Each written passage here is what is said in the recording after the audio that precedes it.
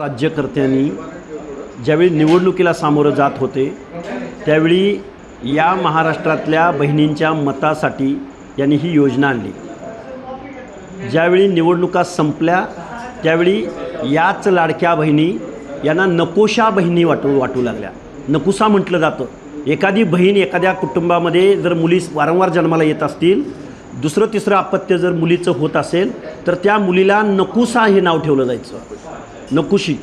तर आत्ता या लाडक्या बहिणी या सरकारला नकोशी वाटायला लागलेल्या आहेत। मला वाटतं शासन एकट्या पुणे जिल्ह्यामध्ये 6000 महिला त्यांनी आता रद्दबातल ठरवलेले आहेत। मला वाटतं जर या नकोशा महिला वाटत असतील तर शासन स्वतःचा खड्डा आता स्वतः खणायला लागलेलं आहे।